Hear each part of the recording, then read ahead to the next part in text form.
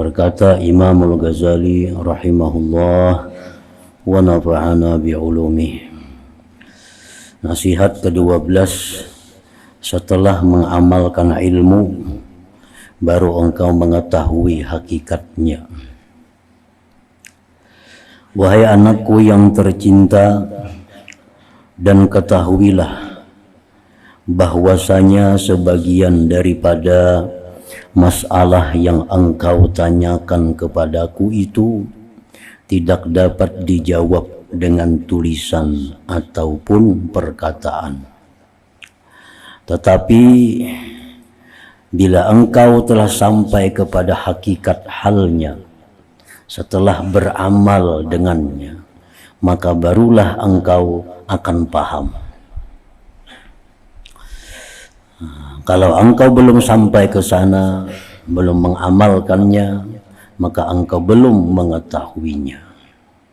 Karena masalah-masalah ini adalah masalah zawqiyah, yaitu masalah yang tidak dapat dipaham dengan sebenarnya kecuali setelah dirasai oleh seseorang akan hakikatnya. Maka masalah-masalah yang seperti ini tidak dapat disifatkan, dijelaskan dengan perkataan, tetapi mesti dicoba dan dirasai. Seperti manisnya sesuatu yang manis dan pahitnya sesuatu yang pahit. Maka hal ini tidak dapat diketahui kecuali dengan dirasai. Kada bisa diketahui dengan penjelasan, tulisan, atau seumpamanya. Seperti contohnya adalah halawatul iman, manisnya iman. Manisnya iman artinya lazzatul ibadah atau lazzatul ta'at. Bagaimana manisnya iman itu, bagaimana lezatnya sembahyang itu. Nah itu kada bisa kita tulis dengan tulisan menerangkan, kada ada sesamaannya, kada bisa dengan penjelasan panjang lebar, kada bisa juga. Tapi bila kita mengamalkan ilmu-ilmu yang berurusan dengan itu, kita akan dapat rasanya itu. Nah sesuai dengan sejauh mana kita mengamalkan ilmu itu. Seperti apa yang disabdakan Rasulullah sallallahu alaihi wasallam, salasun man kunna fihi wajada halawatal iman.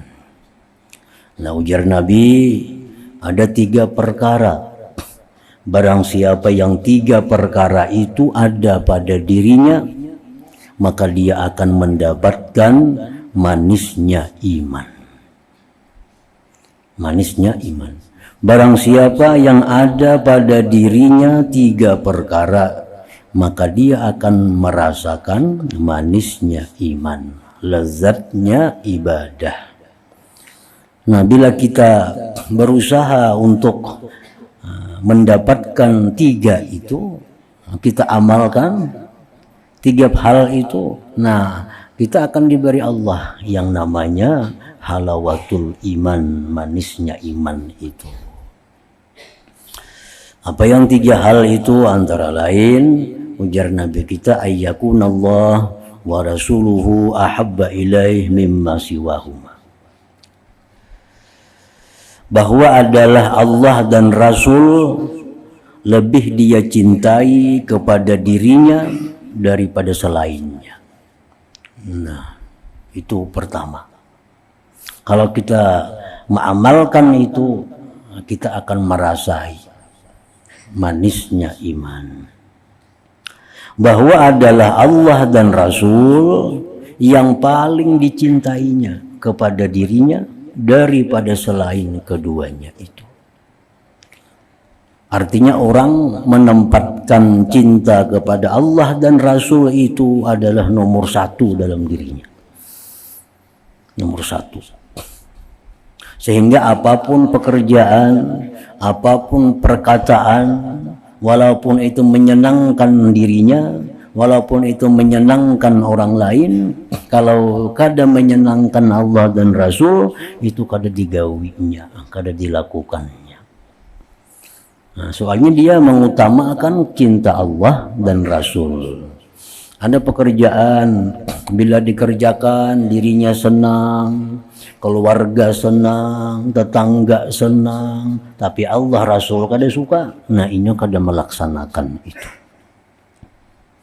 Itu artinya orang yang menempatkan Allah dan Rasul sebagai yang nomor satu dicintainya di dalam dirinya. Nah, yang kedua, wa ayyuhibba lil mar'i la yuhibbuhu illa lillah. Bahwa dia mencintai seseorang yang mana dia tidak cinta kepada orang itu melainkan semata-mata karena Allah. Nah, yang kedua itu, dia cinta kepada seseorang itu bukan karena hartanya. Dia cinta kepada orang itu bukan karena keluarga. Dia cinta kepada orang itu bukan karena orang itu menolong dia. Dia cinta kepada orang itu bukan karena orang itu baik dengan inya. Tetapi dia cinta kepada orang itu semata-mata karena Allah. Dan ini bisa terjadi apabila yang dicintainya itu adalah orang-orang yang dekat dengan Allah. Orang-orang yang saleh, orang-orang yang takwa kepada Allah Subhanahu wa ta'ala. Ada orang ahli ibadah, lawan inya kada kenal, lawan inya kada pernah berhubungan, lawan inya kada pernah membantu, lawan inya kada pernah menolong. Tapi karena orang itu orang yang takwa kepada Allah, dia cinta kepadanya karena Allah. Nah, ini kita kada pernah menuntut ilmu, kada pernah mengaji lawan sidin, kita kada pernah mendengar petuah sidin, kita kada pernah dibantu oleh sidin, kita kada pernah oleh sidin, tapi sidin itu orang yang takwa kepada Allah. Lalu kita cinta kepada sidin semata-mata karena sidin takwa. Nah, itu artinya kita cinta semata-mata karena Allah. Nah, dua itu. Kita membaca misalnya manakib Syekh Salman kah, Fakihul Muqaddam kah, Abdul Qadir Al-Jilani kah, kita baca, kita kada pernah bertamu lawan sidin, kada pernah dibantu sidin. Nah, tapi karena kita mendengar bahwa sidin itu orang yang sangat taat kepada Allah, orang yang sangat takwa kepada Allah, lalu kita cinta lawan sidin itu. Nah, itu artinya cinta karena Allah. Cinta karena Allah itu. Nah, yang ketiga, wa ayyakraha ayyauda ila fil kufri kama yakrahu ayyuqzafa finnar. Bahwa dia benci kepada kekafiran sebagaimana dia benci bahwa dia dimasukkan dalam neraka. Tiga hal itu. Bila hal tiga macam tadi ada pada diri kita, nah kita akan mendapatkan yang namanya halawatul ibadah. Manisnya ibadah, manisnya iman, manisnya lezat dalam hal taat kepada Allah. Ini pertama, Allah dan Rasul yang paling kita cintai, nomor satu dari yang lain-lainnya. Perintah siapakah? Kalau kada sesuai lawan Allah, ada hendak melanggawi. Ini disuruh si Fulan, disuruh si A, si B. Tapi Allah kada katuju mun itu digawi, mundur kada jadi menggawi. Nah, itu satu.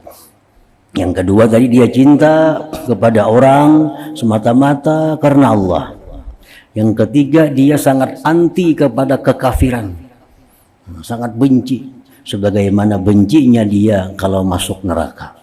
Bila tiga hal itu ada pada diri kita, kita amalkan, kita akan dapat manisnya ibadah, dapat sorangannya. Jadi kadang-kala kita mendapat manis ibadahnya dengan keterangan-keterangan, dengan karangan-karangan, tulisan-tulisan, sekadar tahu aja. Mungkin kita kadang mengamalkan itu, kita kadang dapat, kadang-kala merasa sebujurnya nang kayak apa manisnya ibadah itu. Seperti dihikayatkan bahwasanya ada seorang yang mati pucuk, inin itu artinya orang yang imputin, menulis surat kepada kawannya dan meminta daripadanya kawan itu untuk menerangkan kepadanya akan kelezatan jima itu bagaimana.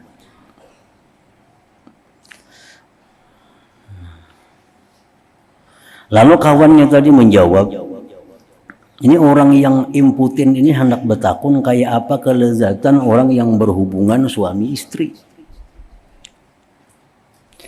Lalu kawannya tadi menjawab, sebenarnya jernang kawan itu, sebelum ini aku hanya tahu bahwa engkau dibalakkan dengan penyakit mati pucuk saja, imputin saja.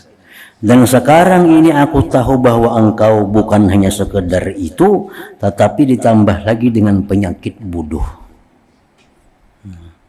Dulu aku tuh kenal di jam tuh imputin.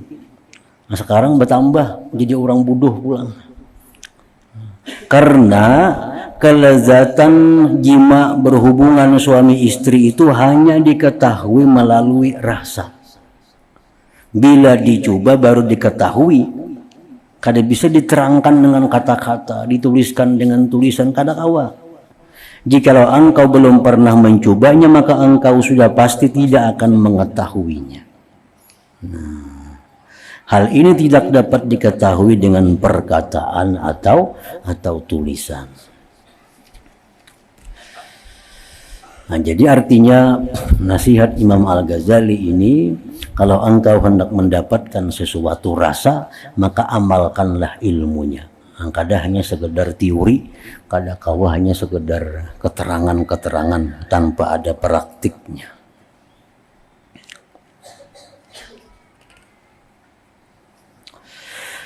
Nasihat ke-13, 4 sifat kesempurnaan bagi orang yang salik, bagi orang yang berjalan menuju kepada Allah. Wahai anakku yang tercinta, wajib ke atas orang yang salik menjalani jalan akhirah bahwa ia menyempurnakan 4 macam sifat ini. Pertama, i'tiqad yang benar, yang tidak ada bid'ah di dalamnya. Maksudnya mengikuti akidah ahli sunnah wal jamaah. Itu pertama. Kalau orang hendak ma'rifat lawan Allah itu, ya bahasa nyamannya orang hendak jadi wali, itu pertama dulu mesti mempunyai akidah ahli sunnah wal jamaah. Akidah ahli sunnah wal jamaah ini seperti yang diterangkan oleh Imamul Ghazali, seperti yang diajarkan oleh Al-Imamul Faqihul Muqaddam. Di daerah Jawa seperti yang diajarkan oleh para wali-wali sungo itu. Di Kalimantan seperti yang dibawa oleh Syekh Muhammad Arsyad Al-Banjari. Itu akidah yang mereka ajar, yang mereka sebarkan adalah akidah Ahlus Sunnah wal Jamaah. Pokoknya ulama-ulama kita dahulu, ulama-ulama kita bahari itu, mereka datang, mereka sekolah di Mesir, mereka sekolah di Mekah, datang ke kampung kita, ajarannya pasti Ahlus Sunnah wal Jamaah. Nah itu.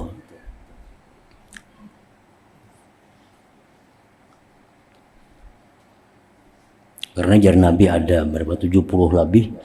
Nah, ada 70 macam kena aliran-aliran akidah nih.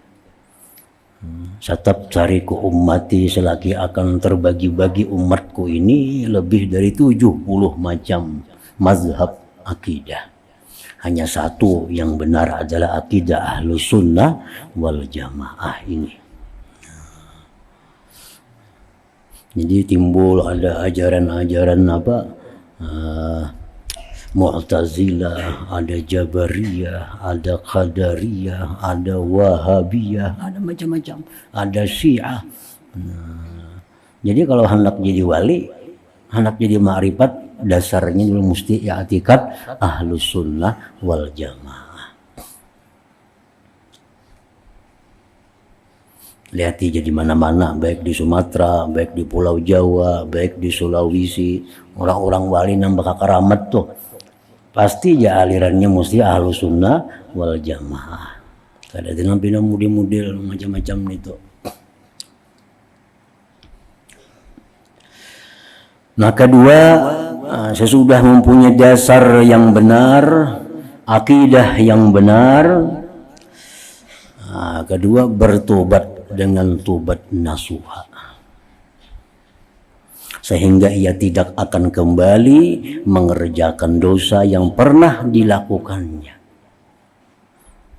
Sehingga dia tidak akan kembali mengerjakan dosa yang pernah dilakukannya dengan sengaja dan terencana. Itu dengan sengaja dan terencana. Ketiga, meminta halal daripada semua musuh dan makhluk sehingga engkau tidak akan dituntut pada hari kiamat nanti. Jadi lawan Allah kita minta ampun, kita bertobat, kita berjanji kada hendak macam-macam lagi. Nah, kemudian lawan makhluk-makhluk Allah yang pernah kita aniaya, kita selesaikan. Karena itu memasung kita daripada gerak, daripada jalan kita. Kalau kau maju kita dipasungnya oleh kezaliman kita itu. Jadi kezaliman kepada orang lain itu ada beberapa macam jenisnya. Ada yang disebutkan dengan nafsiyah, kezaliman nafsiyah, seperti menampiling orang, melukai orang, membunuh orang, mencelakakan orang. Nah itu kezaliman nafsiyah. Cara melepaskan diri daripada itu adalah tamkinu nafsih, menyerahkan dirinya. Kada ada lain pada itu. Tamkinu nafsih, menyerahkan diri kepadanya. Mau kita membunuh seseorang ya ke ahli warisnya, kita serahkan diri kita. Kalau kita menampiling orang, datangi orangnya, kita serahkan diri kita. Tawarkan tiga penawaran kepada orang yang kita aniaya itu. Satu, aku datang lawan ikam ini menyerahkan diri untuk 3 hal. Boleh engkau balas seperti apa yang kulakukan dengan engkau. Aku pernah dulu menampiling ikam di kepala, tampiling di kepala aku. Dulu aku nampiling ikam tengah orang banyak, tampiling jaku tengah orang banyak. Kalau ikam kada hakuna itu, ikam boleh hendak bayar denda. Berapa hendak ikam ganti untung ngarannya. Jadinya ya aku minta 1 juta aja lah, bapak beri 1 juta. Yang ketiga, dibebaskan, diridha akan dimaafkan. Nah, jadi 3 hal itu. Kalau kita pernah menganiaya diri orang, nah bila itu belum kita lakukan, kadang mau maju, tak kurung diri kita dengan kezaliman itu. Kadang mau maju, amaliyah nang kayak apa aja banyaknya tertahan, kada kau masuk karena dipasung oleh kezaliman. Nah yang kedua yang bersifat irdiyah. Irdiyah ini pribadi orang. Nah, kita menghinakannya, kita menggibahnya, kita memfitnahnya. Itu mesti diselesaikan juga. Kalau hendak jadi orang salik, Anak jadi orang yang berjalan menuju jalan akhirat itu mesti diselesaikan. Kalau kita menggibah seseorang, menyebut tentang inya yang benar ada, itu menyebut tentang sesuatu yang ada dan inya kada suka, gibah kan ngarannya tuh. Nah, gibah ngarannya. Pertama kita ketahui dulu kira-kira ucapan kita itu sampai kada ke telinganya. Sampai kada kira-kira. Yang kita menyambat ingin itu sampai kada ke telinganya. Nah, kalaunya sampai ke telinganya, kira-kira sampai ke telinganya. Sebabnya aku menyambat ini di tengah orang banyak. Ya sampai ke telinganya. Nah ini didatangi maka itu minta halal, minta halal. Nah kalaunya kada sampai ke telinganya, kira-kira kada sampai ke telinganya. Kenapa mbah aku menyambat itu lawan si pulang tuh mati, siapa lagi nyampaikan duanya. Nah misalnya tuh kada sampai ke telinganya kabaran itu, ucapan kunang kada nyaman lawan inya tuh kada sampai ke telinganya. Nah menurut sebagian ulama bila demikian halnya cukup minta ampun kepada Allahnya, cukup minta ampun kepada Allah. Ini kada sampai juga ke telinganya, kada sampai ke telinganya itu namun kita minta halal timbulnya sakit hati gina, jadi masalah pulang. Ini kada sampai juga lawan inya, ini cukup lawan Tuhan aja dah minta ampun. Nah yang kedua itu. Nah yang kedua gibah tadi pertama, yang kedua fitnah. Nah fitnah ini lebih berat lagi. Ada orang nang kada bujur maling padahal maling. Nah ini minta ampunnya ini kalaunya kada sampai ke telinganya, kita memitnahnya ini kada sampai. Nah cukup aja kita cabut ucapan kita itu di hadapan orang yang kita fitnah itu siapa. Kita memitnah si A di hadapan si B, jadi kita B, si A itu maling, padahal ada maling kadainya. Nah dan ini kira-kira kada sampai lawan si A. Nah cukup kita datangi si B, semalam aku mengadakan maling itu kada bujur sekalinya. Cabut perkataan itu. Minta ampun kepada Allah Subhanahu wa ta'ala. Nah yang ketiga yang bersangkut paut lawan makhluk masalah maliyah, masalah harta. Nah harta ini kembalikan barangnya kepada yang berhak itu. Kembalikan barangnya kepada yang berhak. Kalau barangnya sudah habis, ganti dengan gantiannya. Kita bisa mengambil untuk orang, dimakan kan habis toh, belikan lagi untuknya. Di barong untuk dua pada sebiji. Nah, kemana mulia kan sudah habis.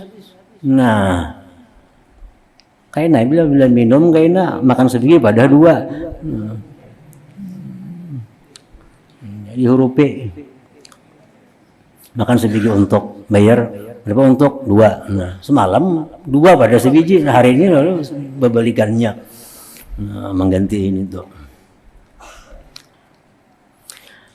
Nah, apabila hal ini kada bisa dilaksanakan karena ketiadaan orangnya, kita pernah menyakiti orangnya hilang kemana? Kalau ini kada dicari lagi.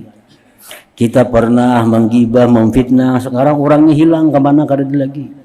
Kita pernah mengambil hartanya, nah sekarang orangnya hilang. Nah, untuk yang pertama urusan nafsiyah ini, orangnya kada ada, ahli warisnya pun kada ada juga. Nah pribadi sama, orangnya kada ada juga, kita sambati bunga itu kada ada lagi orangnya. Nah ini hanya kita melakukan doa kepada Allah. Satu, kita melakukan doa kepada Allah agar di akhirat orang itu meridai kita. Satu. Yang kedua, perbanyaklah berbuat kebaikan atas nama dirinya. Yang ketiga, doakanlah selalu dia dengan doa kebaikan dan istighfar. Nah itu. Nah, jadi misalnya kita menggibah orang, memfitnah orang, orangnya nak didatangi ke dada lagi, sudah meninggal dunia. Lalu kita mohon lawan Tuhan, ya Allah, hamba pernah menggibah orang itu, hamba nak minta maaf, orangnya sudah ke dada lagi, maka bukakanlah dia agar bisa memaafkan hamba di akhirat kelak. Dan yang kedua, berbuat baiklah kepadanya. Berbuat baik kepadanya artinya kalau kita bersedekah, mudah-mudahan pahala sedekahnya disampaikan Allah kepadanya. Kalau kita membaca Fatihah, membaca Quran, mudah-mudahan pahala ini disampaikan Allah kepadanya. Nah, yang ketiga, doakan kebaikan dan mintakan ampun kepada Allah terhadap dia. Bila itu kita lakukan dengan sungguh-sungguh, di akhirat kita akan dipertemukan Allah dan Allah akan membujuk inya supaya meridai kita. Asa bujur-bujur dilakukan itu, dilakukan bujur-bujur. Di akhirat kita akan dipanggil oleh Allah, dipanggil orang itu. Nah, ya Tuhan nih, nah dalam dunia ini pernah menyambati kami ini sudah nak minta ampun, minta ritam kada ada lagi. Tapi ini berbuat baik lawan ikam, mendoakan ikam, menghadiahi ikam, macam-macam. Nah, maafi gitu Tuhan ini, maafi. Nah, Tuhan menyuruh supaya inya memaafi karena dalam dunia kita selalu berbuat baik kepada inya tadi. Nah, kalau maliyah kayak itu juga harta orangnya kada ada lagi, kalau ahli warisnya ada, unjuk no ahli waris. Kalau masalah pribadi itu kada kawaan ahli waris. Kita menggunjing abahnya mati, datangnya ahli waris, kada kawa. Ahli waris kada berhak memaafkan itu. Nah, lain harta. Kalau harta waris ada hak. Jadi kita menzalim harta orang yang sudah wafat, nah ahli warisnya kita berurusan. Aku pernah membunguli abah ikam dulu, nah ini. Nah, sekarang aku ganti. Nah, kisahkan kayak itu. Atau kalau masalah harta. Nah, jadi ini hal-hal yang dilakukan oleh orang yang hendak salikin, hendak menuju Allah. Ini pondasi. Ini sebelum kita melakukan amaliyah suluk, sebelum mengamalkan amaliyah suluk, yang lebih dahulu kita kerjakan mengatur pondasi dulu. I'tikad kita bujurakan dulu supaya jadi i'tikad ahlu sunnah wal jamaah. Dosa-dosa kita lawan Allah minta ampun, lawan hamba Allah kita biriskan. Nah, yang keempat, mempelajari ilmu syariat untuk dapat menunaikan segala perintah Allah Ta'ala dan juga mempelajari ilmu akhirat yang dapat menjamin keselamatanmu di akhirat nanti. Nah, hanya belajar ilmu syariat, ilmu ibadah tuh kayak apa supaya sah dulu. Nah, belajar sembahyang kita ini supaya jadi sah, puasa kita supaya sah, zakat supaya sah, kayak apa dulu. Nah, kita pelajari sembahyang kita supaya sah kayak apa. Sudah itu. Nah, kemudian kita belajar pulang kayak apa supaya sembahyang nang sah ini diterima oleh Allah. Karena banyak nang sah tapi kada diterima oleh Allah. Artinya sembahyang hanya sekedar menggugurkan kewajiban, kada ada nilai pahala di sisi Allah. Nah, jadi belajar pulang ilmunya kayak apa supaya sembahyang ini bukan hanya sah tapi diterima di sisi Allah. Diterima. Nah, itu ada pula ilmunya. Jadi sembahyang supaya diterima Allah kayak apa? Nah, contohnya tempatnya tempat nang halal, pakaian yang kita pakai pakaian nang halal, dalam perut kita jangan ada nang haram. Nah, sembahyangnya mesti ikhlas karena Allah. Nah, itu contoh-contoh supaya amalnya diterima oleh Allah. Nah, yang ketiga, supaya amal yang diterima Allah ini jangan hilang, jangan gugur sebelum kita bertemu Allah. Sebelum bertemu Allah, ada orang yang sembahyangnya sah, sembahyangnya diterima Allah, Tapi belum mandinya mati, amalnya sudah hilang dulu. Amalnya hilang. Kenapa amalnya bisa hilang? Nah, contohnya satu dengan murtad. Murtad.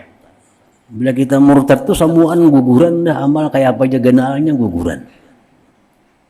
Ba Islam bahasa kan tak bulik lagi nih tuh. Kan tak bulik lagi. Sembahyang dulu setiap malam 100 rakaat, berpuluh-puluh tahun. Puasa, bersedekah, zikir, baca Quran, menuntut ilmu. Sekalinya bermurtad. Nah, artinya mengucapkan kata-kata yang murtad atau berbuat sesuatu perbuatan yang murtad atau mengetikatkan sesuatu i'tikad yang murtad. Murtadlah inya. Nah, dengan murtad ini amalan yang berpuluh-puluh tahun tadi jadi hangus. Hangus. Walaupun kita Islam bahasa, kan kita bulik lagi nih tuh. Bahasa pulang mulai situ. Nah, jadi dijaga bujur jangan sampai murtad itu terjadi pada diri seorang yang beriman. Yang kedua seperti apa lagi? Seperti riya. Nah, itu sama aja juga. Riya itu menggugur. Waktu beramal kita sah sesuai syarat rukunnya, diterima Allah. Tapi sudah kayaknya diriyakan. Padahal waktu beramal itu ikhlas. Sekalinya diriyakannya sudah beberapa tahun kemudian. Nah, diagakakannya. Melihat orang ada sembahyang misalnya 100 rakaat semalaman. Bersuarai, betul inting aku bahari 1000 rakaat semalaman 20 tahun kayak itu orang bertakun kada apa kada. Mudah membanggakan dirinya, mengarayakan amalnya. Makanya jadi gugur karena diagakakan amal ibadah itu. Nah, jadi ilmu-ilmu itu yang dipelajari sebelum kita masuk kepada jalan Allah. Ilmu supaya sah ibadah, ilmu supaya ibadah itu diterima oleh Allah, dan ilmu supaya ibadah yang diterima itu utuh sampai kita bertemu dengan Allah Subhanahu wa ta'ala. Nasihat ke-14 wasiat Imam Ash-Shibli rahimahullahu ta'ala adalah dihikayatkan bahwa Al-Imam Shibli rahimahullahu ta'ala telah berkhidmat kepada 400 orang guru. Imam Shibli bisi guru 400. Dan beliau juga berkata, aku telah membaca 4.000 buah hadis. Kemudian aku pilih daripada bilangan itu sebuah hadis. 4.000 nang ku kaji hadis, satu hadis yang ku ambil. Yang benar-benar aku amalkan akan dia dan aku tinggalkan yang lain daripadanya. Karena aku telah memperhatikan hadis yang aku pilih ini dan aku telah mendapati di dalamnya ada keselamatanku dan kesejahteraanku. Dan telah terkandung di dalamnya satu hadis itu segala ilmu awalin, ilmu orang yang dahulu, dan ilmu akhirin, ilmu segala orang yang kemudian. Maka aku merasa cukup dengan berpegang teguh dengannya satu hadis itu. Nah, hadis itu ialah sebuah hadis yang diwasiatkan oleh Rasulullah sallallahu alaihi wasallam kepada salah seorang sahabatnya. Hadis itu berbunyi, "I'mal lidunyaka biqadri muqamika fiha, wa'mal li akhiratika biqadri baqaika fiha, wa'mal lillah biqadri hajatika ilaih, wa'mal linnar biqadri sabrika alaiha." Artinya, bekerjalah untuk duniamu sekedar mana engkau akan tinggal di dalamnya, dan beramallah untuk akhiratmu sekedar mana engkau berada di sana. Nah, sebutin itu dulu. Beramallah untuk dunia sekedar kita tinggal di dunia. Bekerjalah untuk dunia sekedar kita hidup di dunia. Bekerjalah untuk akhirat sekedar lamanya kita diam di akhirat.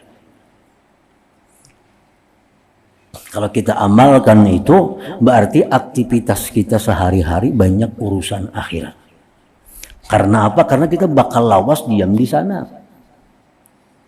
Nah, otomatis persiapan-persiapan kita banyak mengarah ke sana. daripada dunia yang kada lawas ini. Paling lawas kita 100 tahun. Paling lawas sudah wahidi bilang kada ada lagi umur 100 itu. Di akhirat ya kada ada kisah lagi lawasnya, salawasan dah. Nah, jadi bekerja kita di dunia ini waktu kita 24 jam sehari. Berapa jam kira-kira untuk nangsagan umur 100 tahun nih? Berapa jam kira-kira nangsagan umur selama-lamanya itu? Nah, kita lagi membagi. Nah, berarti dalam dunia ini aku cukup 3 jam sehari bekerja. Nah, kan lawas juga diam di sini. Nah, 10 jam kayaknya aku sagan di akhirat sana. Sisanya sagan guring kah, istirahat ke apakah lagi. Nah, jika itu maka jadi porusi nang bujur tuh, porusi nang bujur. Kita diam di sini sekian tahun, persiapan kita cukup 3-4 jam sehari mau urus itu. Persiapan kita yang bakal hidup jutaan tahun kada habis lagi. Nah, itu tentu banyak waktunya untuk menyiapkan yang banyak itu. Nah, sabuting itu. Jadi dunia artinya bekerja juga, cuma sekadar kita diam di dunia. Amun kita urusan dunia berhari-hari, urusan akhirat sejam-jam aja, nah itu tabalik ngarannya. Tabalik. Urusan dunia 10 jam ada sehari kita mengurus dunia ini. Padahal pacang kada lawas kita tinggalkan nih. Urusan akhirat yang bakal selama-lamanya di jumlah paling-paling sejam. Sembahyang zuhur 10 menit, sembahyang asar 10 menit itu lawas benar sudah. Lawan sunat-sunatnya itu. Nah, maghrib bisa dilabasakan sejam semuaan atau 3 jam semuaan lawan tahajud semuaan segalanya. 3 jam untuk akhirat, 10 jam untuk dunia. Nah, terbalik itu. Dibalik, mestinya yang 3 jamnya untuk urusan dunia, nah 10 jam untuk akhirat. Maka itu mestinya. Nah, dan beramallah karena Allah sekedar mana engkau berhajat kepadanya. Beramallah, berbaktilah kepada Allah sekedar mana engkau berhajat kepadanya. Apakah kita bahajat benarkah lawan Tuhan ini atau tapi bahajatkah? Bila lawan Tuhan ini kita bahajat benar, banyaki amal lawan Tuhan, kebaktian kita, taat kita. Bila lawan Tuhan ini tapi bahajat, kurangi beramal. Kalau perlu kada coba amal lagi, lawan Tuhan kada bahajat juga. Nah, jadi beramallah kita kepada Allah sekedar seapa hajat kita kepada Allah. Amun kita menganggap Allah itu full hajat kita kepada Allah, nah tentu ibadahnya pun full kepada Allah. Kan manusia kita ini kada sama berhajatnya kepada Allah. Nah, kada sama. Ada orang semuaan menggantungkan hidupnya dengan Allah. Semuaan digantungkannya hidupnya dengan Allah, kada bisa lepas daripada Allah. Nah, orang seperti ini tentu hatinya, ibadahnya akan selalu kepada Allah. Ada orang-orang yang pindah tapi bahajat lawan Allah, berdoa atau kulir berdoa. Nah, ini orang tapi parlo lawan Allah. Tentu orang macam ini ibadahnya sedikit juga. Yang diperluakannya kawan, diperluakannya keluarga, perluakannya atasannya, pimpinannya. Kalau Allah tuh ya nomor jauh lah. Nah, maka hidupnya orang ini untuk keluarga, untuk kawannya, untuk pimpinan, untuk Allah sedikit. Karena ini menganggap perlu kepada Allah sedikit. Nah, itu. Yang ketiga, buatlah sembarang amalan yang akan memasukkan engkau ke dalam api neraka sekedar mana engkau sabar menahan siksaan. Ayo coba buat maksiat, buat ya maksiat. Amun anggaran tahan masuk neraka ada apa-apa. Buat maksiat, muntung menggibah, muntung berdusta, yang tahan aja di neraka. Jadi mau tahan lagi di neraka, perbuatlah maksiat artinya. Amun kada tahan, jangan hendak maksiat. Dan buatlah sembarang amalan yang akan memasukkan engkau ke dalam api neraka sekedar mana engkau sabar menahan siksaan itu. Ada salah seorang ulama sufi, biasanya setiap aku hendak maksiat, punya layar dulu lampu. Ini adanya hendak maksiat, kuligit dulu lampu. Ku perakakan tangan, bila aku kada tahan, kada jadi aku maksiat.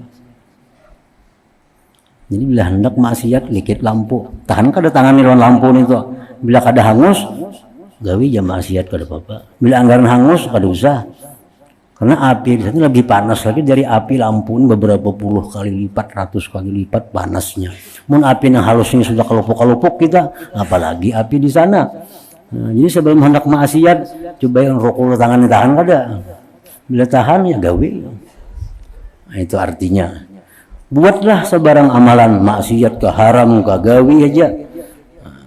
Sekedar mana engkau sabar menahan siksaan neraka itu. Nah, wahai anakku yang tercinta, ujar Imam Ghazali, apabila engkau mengetahui hadis ini, maka sebenarnya engkau sudah tidak perlu lagi kepada ilmu yang banyak. Ini hadis cukup. Jadi Imam Shibli, aku sudah membuka 4.000 hadis. Hadis ini aku ambil satu cukup sudah. Cukup ini hadis satu. Bahwa aku bekerja untuk dunia, sekedar apa lawasnya aku hidup di dunia. Aku beramal untuk akhirat, sekedar apa lawasku di akhirat. Aku berbakti kepada Allah, sekedar berhajatnya aku kepada Allah. Yang ketiga, aku akan berbuat maksiat bila aku mampu menahan azab api neraka. Nah, ini sebutin hadis sudah cukup daripada berapa ribu hadis yang kupelajari, ujar Imam Shibli tadi.